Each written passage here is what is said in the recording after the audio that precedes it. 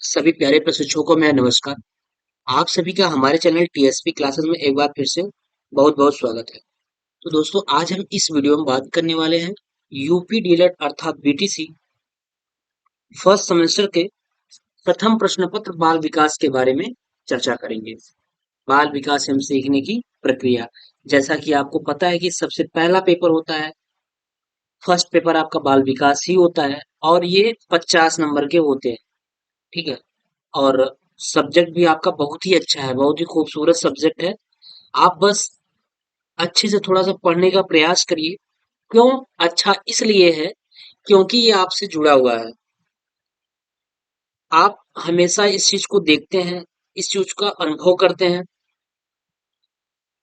ये जो भी विषय है, ये बालक से मनुष्य से जुड़ा हुआ चीजें है कि बालक किस तरीके से चीजों को गेन करता है, कैसे चीजों को सीखता है, कैसे वे किसी चीज को याद करता है, कैसे उसमें विस्मरण की प्रक्रिया होती है। ये सब सारी चीजें हम इस विषय में पढ़ते हैं। और हम अगर वो बालक बच्चा बाल्यावस्था में है, शैशवावस्था में है, किशोरावस्था में है, यानी किस अवस्था में कौन सा बच्चा है और उस अवस्था में यानी उस स्टेज में बच्चे को किस तरीके से सिखाया जाए, किस तरीके से कौन सी विधि अपनाई जाए जिससे कि बच्चा अच्छी तरीके से चीजों को सीख ले।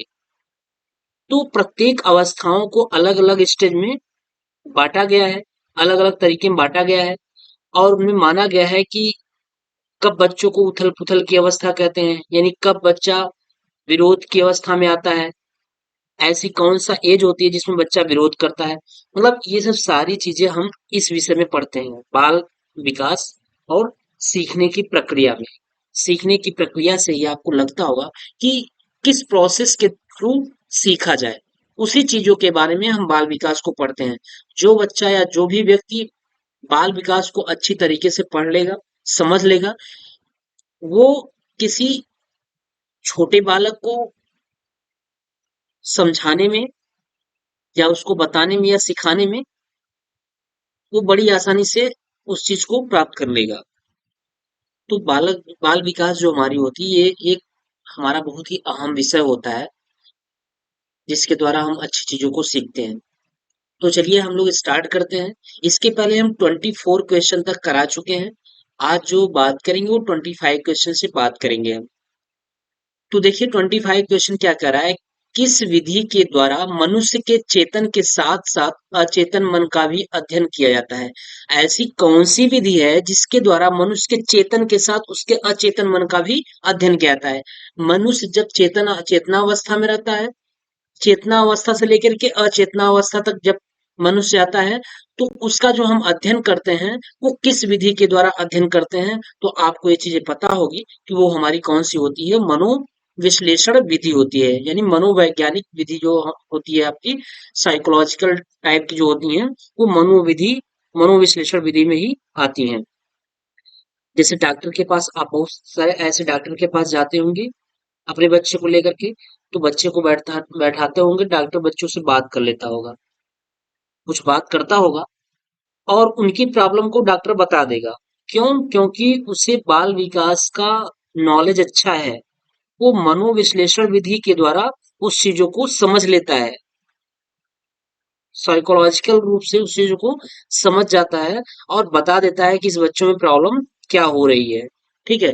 तो किस विधि के द्वारा मनुष्य के चेतन के साथ साथ अचेतन मन का भी अध्ययन किया जाता है, वो है आपका मनोविश्लेषण विधि है। अगला कह रहा है अल्पकालीन स्मृति है। अल्पकालीन स्मृति का मतलब होता है जो मतलब थोड़े समय के लिए चीजें याद रहे, उसके बाद भूल जाए।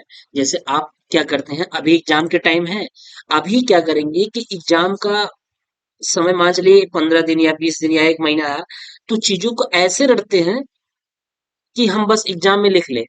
और होता वही चीज है, जो चीजें आप अच्छे से प्रैक्टिस करेंगे, रुचि के साथ प्रैक्टिस करेंगे, मन लगा के प्रैक्टिस करेंगे, वो चीज आप कभी नहीं भूलेंगे। जैसे मैथ आपका है, मैथ अच्छी तरीके से अगर आपको आ रहा है, प्रैक्टिस किए हुए हैं, तो लाइफ में कभी भी नहीं भूलेंगे। लेकिन कुछ विषय ऐसे होते हैं जिसको हम क्या करते हैं, रट्टा मारते हैं, रट लेते हैं। तो जो रटते हैं वो हमारी अल्पकालीन स्मृति होती है, यानी कुछ समय के लिए वो चीजें हमको याद रहती हैं। उसके बाद जैसे ही हमारा एग्जाम बीतेगा 10 से 15 दिन के बाद वो हमारी स्मृति से गायब हो जाएंगी, यानी वो खत्म हो जाएंगे, और वही हमारी क्या हो जाती है, अल्पकालीन स्मृति हो जाती है। तो अल्पकालीन स्मृति में क्या होता है, इसमें व्यक्ति उत्तेजनाओं को शीघ्र भूल जाता है, यानी हम बहुत एक्साइटेड होकर के चीजों को याद करते हैं और कुछ समय के बाद क्या हो जाते हैं, उस चीज को भूल जाते हैं। तो इसमें व्यक्ति उत्तेजनाओं को शीघ्र भूल जाता है। व्यक्ति उत्तेजनाओं को अधिक समय तक याद रखता है, बिल्कुल नहीं है। ब दोनों बिल्कुल नहीं, इनमें से कोई नहीं। तो इनमें से कौन सा ही है, इसमें व्यक्ति उत्तेजनाओं को शीघ्र भूल जाता है। जो चीजें आप एक्साइटेड होकर के काम करते हैं ना, वो बड़ी जल्दी से विस्मृति में आ जाती है, उसको आप बड़ी जल्दी से भूल जाते हैं। अगला कह रहा है, रुचि को प्रभावित करने वाले कारक कौन है। कह रहा है कि रुचि को प्रभावित करने वाले कारक कौन कौन से हैं। पहला है परिवार की आर्थिक स्थिति, दूसरा विद्यालय का कठोर वातावरण, तीसरा अभिभावकों का अनुचित व्यवहार, और चौथा है उपयुक्त व्यवहार। ये आप अपने ऊपर प्रैक्टिकली कर सकते हैं।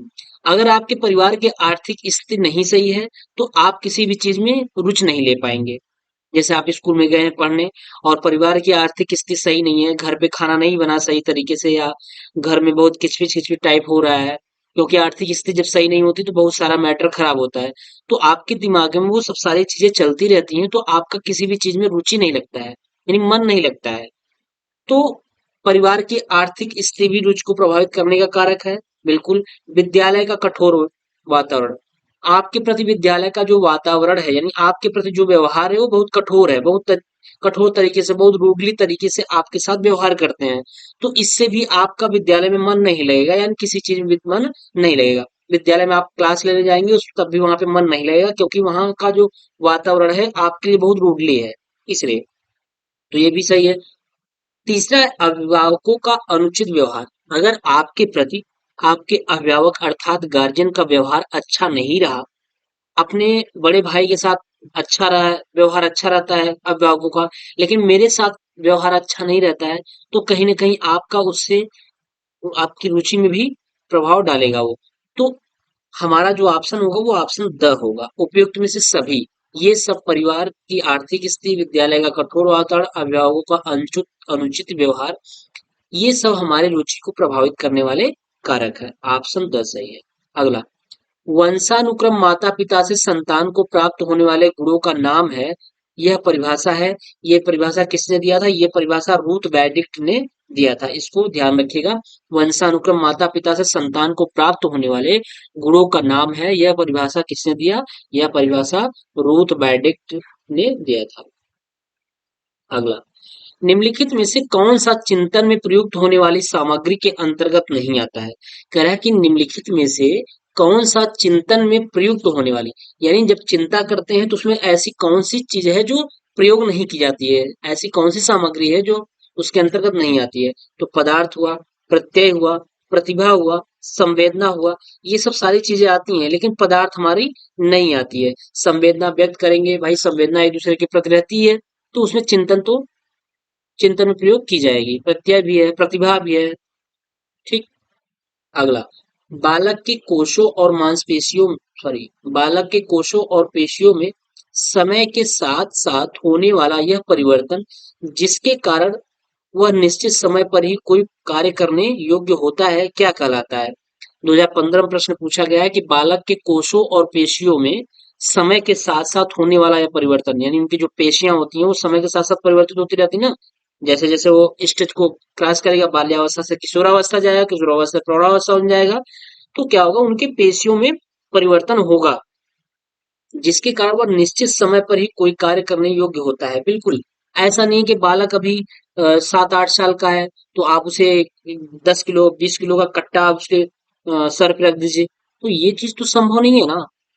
ये चीजें बिल्कुल नहीं संभव है, क्योंकि समय के साथ साथ बालक उस कार्य को करने में सक्षम होगा। तो वही चीज कह रहा है कि योग होता है वो क्या कहलाता है, प्रत्यक्षीकरण, परिपक्वता, समंजन, आत्मसातन। तो आप कहेंगे कि मेच्योरिटी, अगर उसको उस कार्य करने में मेच्योरिटी रहेगी तभी वो कार्य को कर पाएगा, ठीक है, ओवरलोड नहीं हो पाएगा। तो निश्चित समय पे कोई कार्य करने की जो योग्य होती है वो होती है उसकी मेच्योरिटी होती है। क्या होती है? मेच्योरिटी हो जाती है ना? तो ये चीजें होती हैं। ठीक, ये मेच्योरिटी हो जाती है।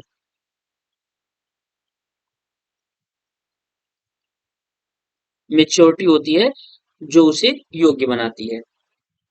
अगला, माता पिता तथा अन्य पूर्वजों से बालकों को जो आनुवंशिक गुण प्राप्त होता है उसे उसके वाहक होते हैं। क्या होते हैं? DNA, PGN, RNA? नहीं, बिल्कुल नहीं, ये सब बिल्कुल नहीं है। उसके जीन्स होते हैं, यानी जो उसकी जेनेटिक्स चीजें होती हैं उसके जीन्स में ही मिलते हैं।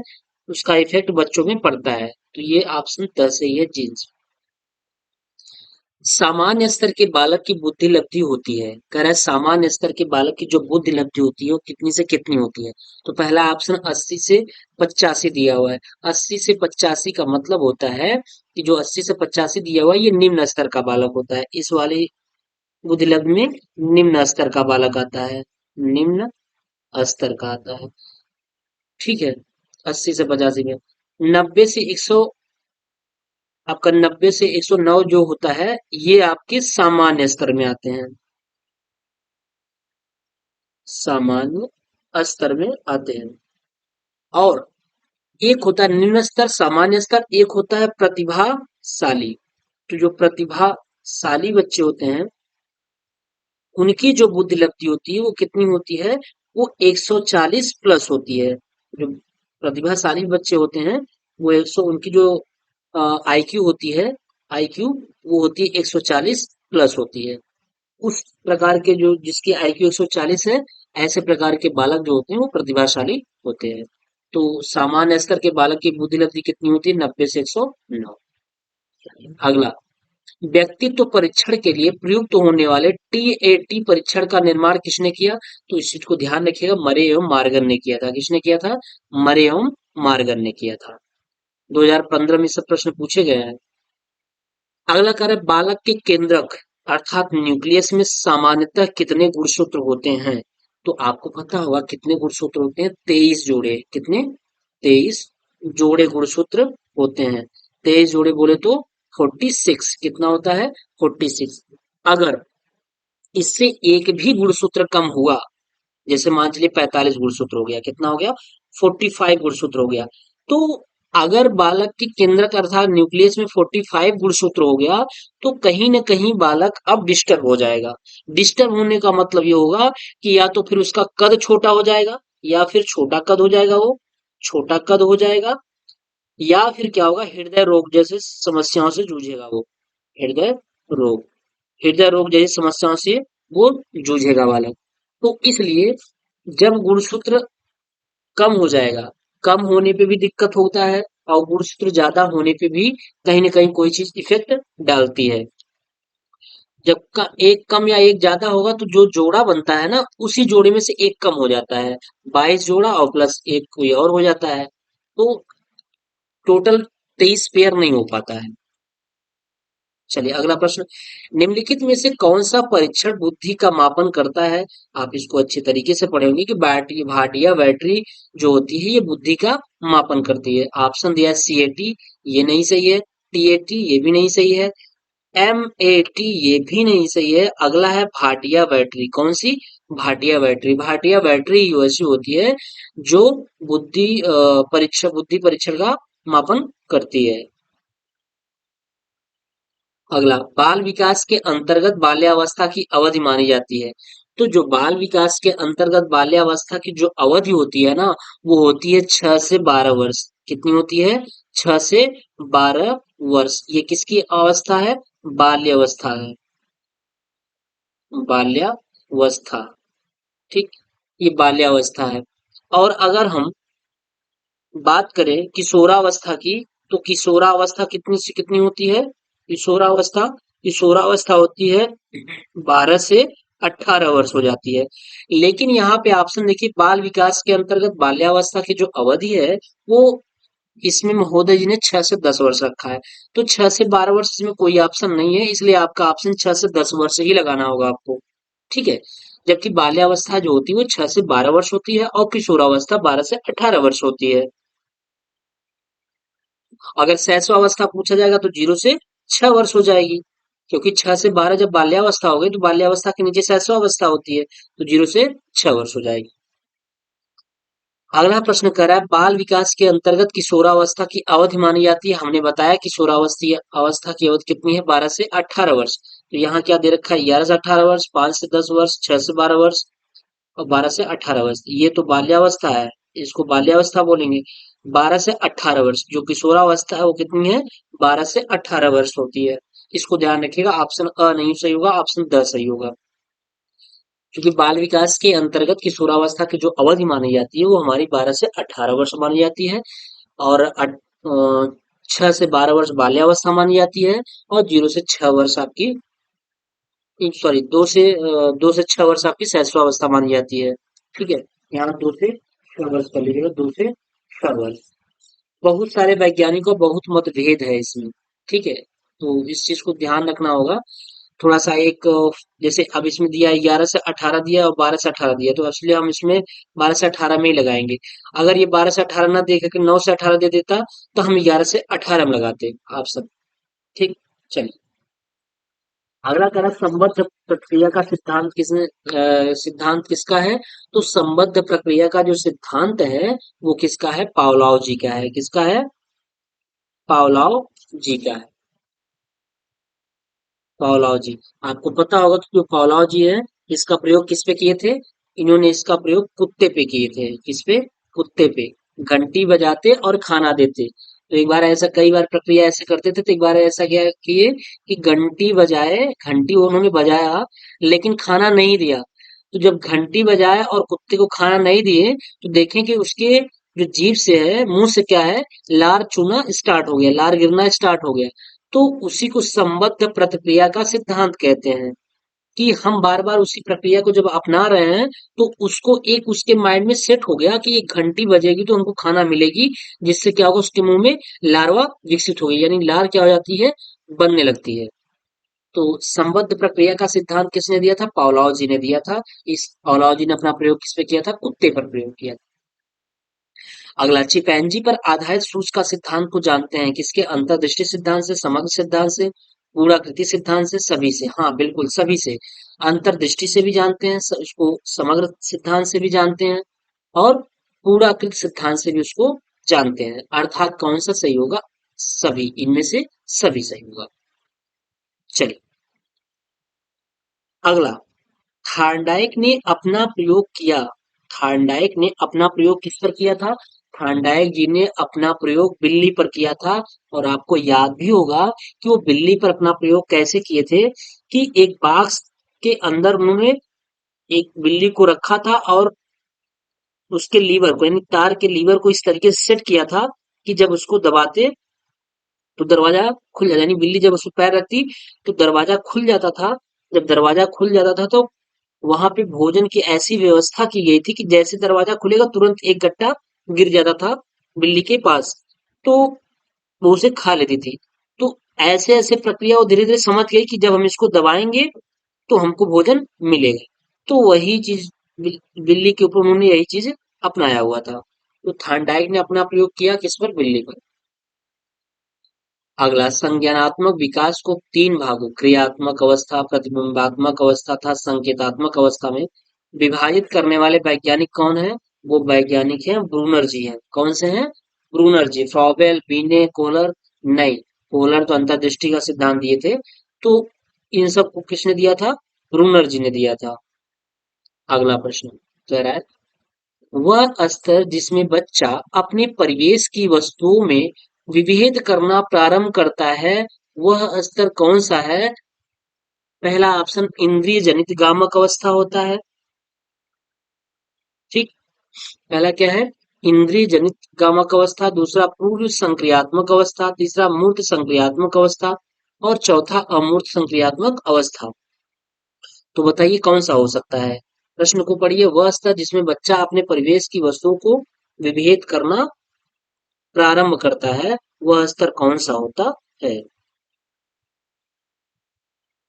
ठीक, तो बताइए, इंद्रिय जनित गामक अवस्था होगा या पूर्व संक्रियात्मक अवस्था होगा, क्या होगा। देखिए इस चीज में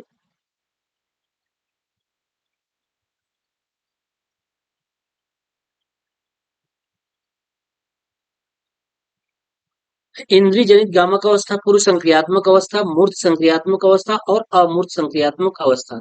तो जब बच्चा विभेद करना स्टार्ट करे, विभेद का मतलब यानी बच्चा उस स्टेज में पहुंचे जब वो ये जाने कि ये मेरा भाई है, ये मेरे मम्मी है, ये मेरे पापा है, वो मेरे मम्मी नहीं है या वो मेरा भाई नहीं है, इसलिए हम कोई वस्तु उनको नहीं देंगे, हम अपनी मम्मी को देंगे, अपनी भाई को देंगे, या फिर ये मेरी चीज है, ये मेरी गेंद है, इसको हम नहीं देंगे। तो अब वो विभेद करना स्टार्ट कर दिया है, यानी वो चीजों को विभेद कर रहा है चीजों में।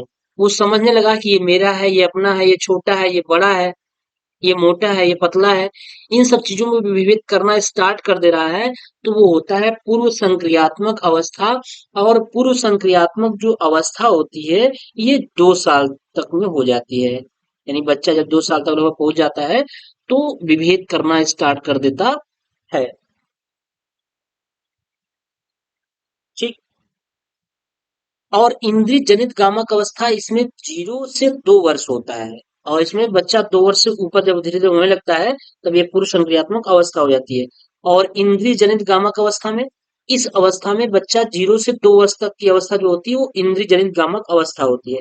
इसमें बच्चा क्या करता है, चीजों का अनुकरण करता है, यानी दोहराता है। आप देख रहे होंगे जब बच्चा 7 महीना 8 महीना या साल भर का हो गया होगा, तो उस चीजों को हम बुलवाते हैं, बोलते हैं बच्चा बोलो पापा। तो कोशिश करता है पापा बोलने का, मम्मी बोलने का, मामा बोलने का। तो कुछ ऐसे शब्द जैसे पापा, मामा, दादा, ये आसानी से वो इसका अनुकरण कर लेता है। तो इंद्रिय जनित गामक अवस्था में बच्चा चीजों का अनुकरण करता है। अनुकरण का मतलब दोहराने की कोशिश करता है। ठीक है। और इसकी जो स्टेज होती है वो 0 से 2 साल तक की होती है।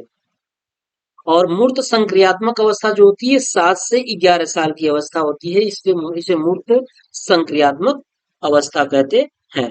और जो ये होती है अमूर्त संक्रियात्मक अवस्था होती है दोस्तों, ये अमूर्त संक्रियात्मक अवस्था 11 साल से ऊपर के बच्चों में होती है। ये अमूर्त संक्रियात्मक अवस्था। मूर्त संक्रियात्मक अवस्था में बच्चा चीजों को बनाना स्टार्ट करता है, उसमें थोड़ा चिंतन करना स्टार्ट कर देता है। ठीक है, ये मूर्त संक्रियात्मक अवस्था में। तो इसका ऑप्शन जो सही होगा वो होगा ब वाला सही होगा, पूर्व संक्रियात्मक अवस्था। अगला प्रश्न कह रहा है वह स्तर जिसमें बालक वस्तुएं एवं पदार्थों के संबंध में चिंतन करना तथा तर्क करना प्रारंभ करता है, वह स्तर कौन सा है? तो आपको बताया अभी हमने कि चिंतन करना किस अवस्था में आ जाती है, मूर्त संक्रियात्मक अवस्था में आ जाती है। इसके ऊपर यही बताया गया था कि इसमें चिंतन करने की अवस्था बालक में आ जाती है और पदार्थों को वो समझने लगता है, वो उस चीजों को समझने लगता है। तो इंद्रिय जनित गामक अवस्था में कतई नहीं हो सकता, क्योंकि ये 0 से 2 साल तक का होता है। और ये इसलिए होता है 2 सालों, इसमें बच्चा विभेद करना स्टार्ट करता है। और मूर्त संक्रियात्मक अवस्था में बच्चा चिंतन करना स्टार्ट करता है, किसी चीज को आप समझाएंगे तो उसको चिंतन करेगा और उस चीज को प्रयास करेगा करने के लिए। तो ये होता है हमारा कौन सा स्तर है, ये मूर्त संक्रियात्मक अवस्था। अगला प्रश्न कह रहा है निम्न में से किस मनोवैज्ञानिक ने बौद्धिक विकास को 4 अवस्थाओं में विभाजित किया? ठीक। निम्न में से किस मनोवैज्ञानिक ने बौद्धिक विकास को 4 अवस्थाओं में विभाजित किया? तो वो है जीन पियाजे ने। और इन जीन पियाजों की जो 4 अवस्थाएं होती हैं वो कौन कौन सी हैं? एक तो होती है आपकी 4 अवस्थाएं, देखिए कौन कौन सी हैं। एक होती है संवेदी, संवेदी पेशी अवस्था, पेशी अवस्था। ठीक। दूसरा है आपका पूर्व संक्रियात्मक, पूर्व संक्रियात्मक अवस्था। और तीसरा है मूर्त संक्रियात्मक, मूर्त संक्रियात्मक अवस्था। और चौथा है आपका क्या, अमूर्त या औपचारिक। अमूर्त या औपचारिक।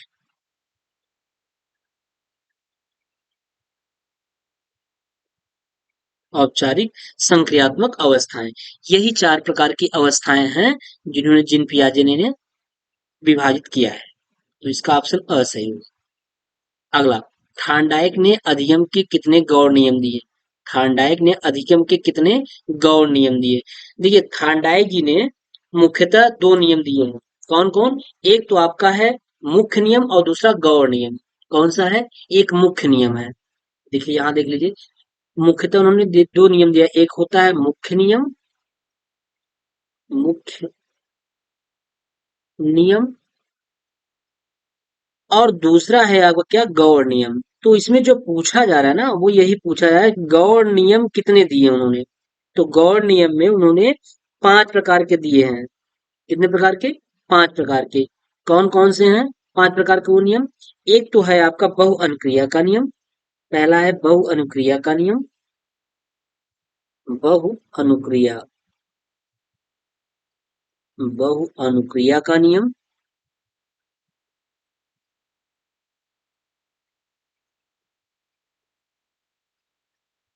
का नियम, और दूसरा है मानसिक स्थिति का नियम। कौन सा, मानसिक स्थिति का नियम। और तीसरा है आंशिक क्रिया का नियम। क्या, आंशिक, आंशिक क्रिया का नियम। चौथा है आपका समानता का नियम। क्या, समानता का नियम। और पांचवा है आपका साहचर्य परिवर्तन नियम। साहचर्य परिवर्तन, यही पांच नियम है। तो इसमें ऑप्शन स सही होगा। और मुख्य नियम की अगर बात करें तो हमने बताया उन्होंने दो नियम दिया है, एक मुख्य नियम और एक गौण नियम।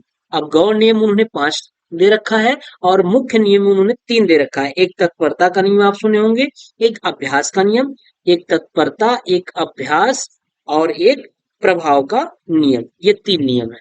ठीक है, तत्परता, तत्परता हो गया, अभ्यास हो गया, अभ्यास हो गया, और प्रभाव हो गया।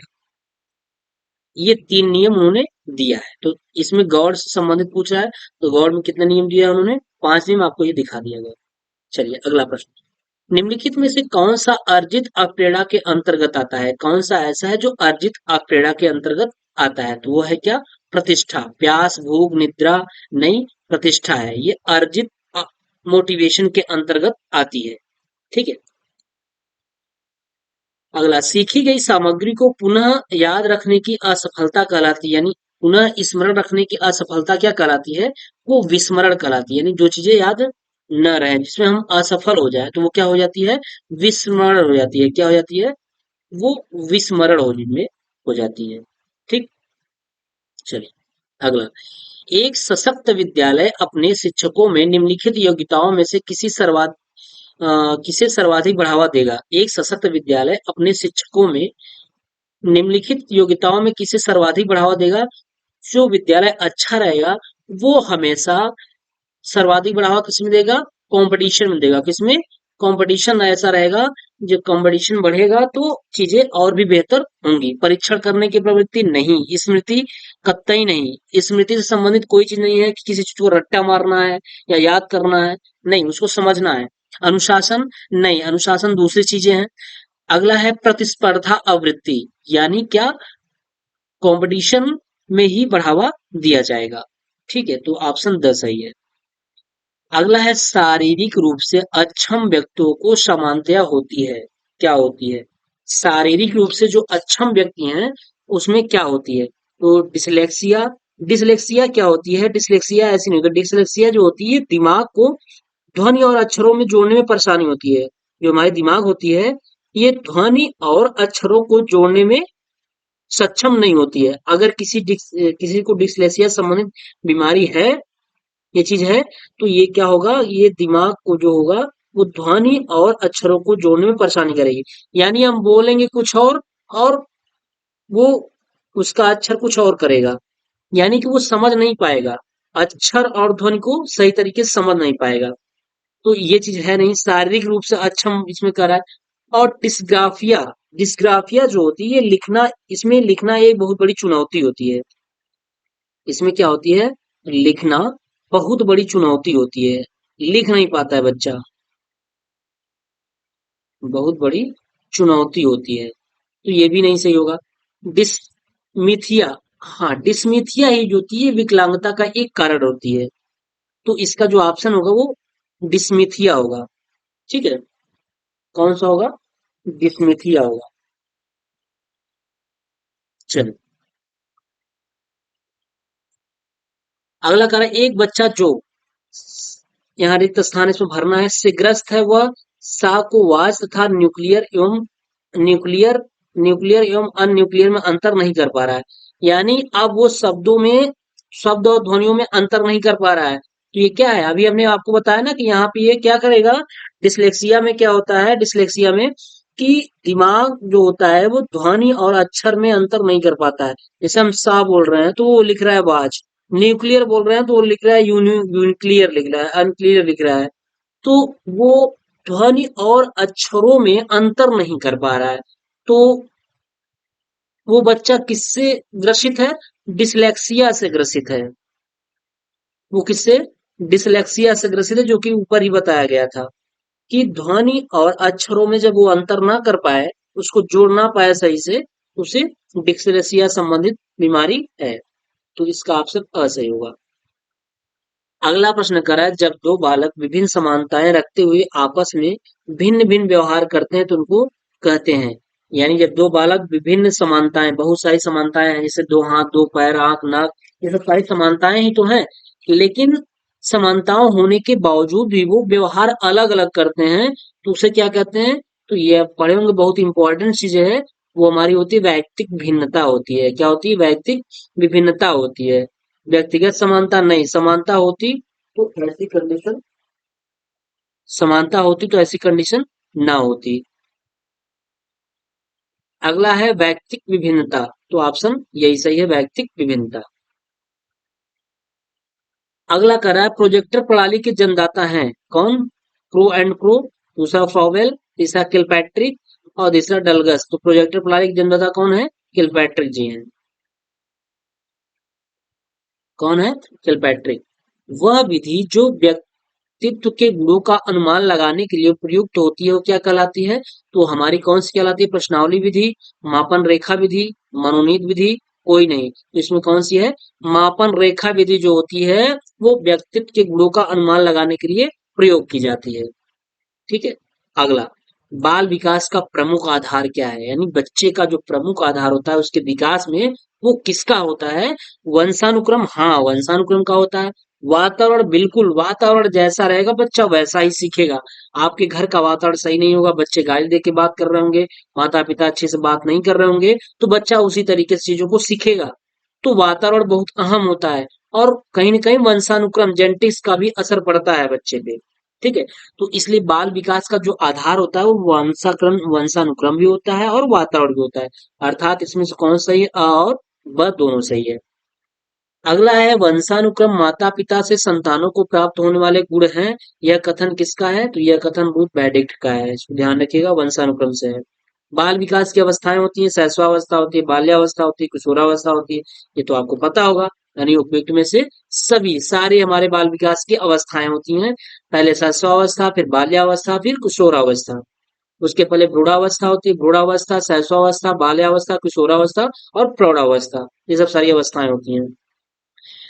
प्रतिभाशाली विद्यार्थी क्या होता है, अपनी आवश्यकताओं को दृढ़तापूर्वक नहीं कर पाता है, बिल्कुल गलत। अगर प्रतिभाशाली रहेगा तो क्यों नहीं करेगा।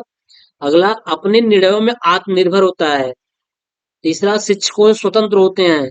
चौथा, स्वभाव से अंतर्मुखी होते हैं। तो इसमें जो ऑप्शन है अपने निर्णयों में आत्मनिर्भर होते हैं, वो प्रतिभाशाली बच्चों के विशेष गुण होते हैं। जब उनमें कॉन्फिडेंस रहेगा, कॉन्फिडेंस रहेगा तभी वो अपने निर्णय को ले पाएंगे। ठीक है। तो इसमें ऑप्शन कौन सही है, अपने निर्णयों में आत्मनिर्भर होते हैं। आरटीई 2009 भारत में कब लागू हुआ, तो इसको याद रखिएगा। जो आरटीई है, आरटीई 2009 है, ये भारत में 1 अप्रैल 2010 को लागू हुआ। कब? 1 अप्रैल 2010 को लागू हुआ। अगला, जब बालक स्वयं परीक्षण करता है और नए कार्यों को अपने अनुभवों के आधार पर सीखता है, वह अधिगम की कौन सी विधि होती है, तो वह अधिगम की परीक्षण करके सीखने की विधि होती है। इस चीज को ध्यान रखिए, क्योंकि स्वयं अधिगम से चीजें नहीं हो पाएंगी जब तक हम उसका टेस्टिंग नहीं करेंगे, परीक्षण नहीं करेंगे। सामग्री अधिगम नहीं, परीक्षण करके सीखना। किसी चीज को आप जब परीक्षण करते हैं इसी चीज लिए तो आपको लाइब्रेरी में लेके जाया जाता है, प्रैक्टिकल कराया जाता है कि आप उससे सीखेंगे तो आपकी वो सेकेंडरी मेमोरी में सुरक्षित पड़ी रहेगी। तो परीक्षण करके सीखना। अगला है, नैतिक विकास के सिद्धांत के प्रतिपादक कौन है, तो नैतिक विकास के सिद्धांत के जो प्रतिपादक है वो हमारे कोहलबर्ग जी हैं। कौन है? कोहलबर्ग जी हैं, ना कि कोहलर, फावेल और बिने। तो ये कौन से हैं? कोहलबर्ग। ठीक है। तो दोस्तों आज हम 60 क्वेश्चन तक कराए हैं। इसके बाद हम नेक्स्ट क्लास में 61 क्वेश्चन से स्टार्ट करेंगे। आप इन प्रश्नों को अच्छी तरीके से देख लीजिए, इसमें समझा भी दिया गया है। और अगर इसके पहले की क्लास नहीं देखे होंगे तो इसकी प्लेलिस्ट बनाई गई है फर्स्ट सेमेस्टर के बाल विकास की, आप वहां से चीजों को देख सकते हैं। ठीक है। तो चलिए दोस्तों, फिर मिलते हैं नेक्स्ट वीडियो में। और प्लीज अगर आप हमारे चैनल पे नए होंगे तो चैनल को सब्सक्राइब कर लीजिएगा और अपने दोस्तों के साथ शेयर अवश्य कर दीजिएगा। ठीक है। और चूंकि जो फर्स्ट सेमेस्टर के बच्चे हैं इनको बहुत अच्छी तरीके से समझाया जा रहा है, बताया जा रहा है, क्योंकि आपका फर्स्ट टाइम है, इसलिए कोशिश किया जा रहा है बहुत ही बेहतर करने के लिए। ठीक है, चलिए फिर मिलते हैं नेक्स्ट वीडियो में। तब तक के लिए आप स्वस्थ रहिए, मस्त रहिए और जबरदस्त तरीके से पढ़ाई करते रहिए। ओके।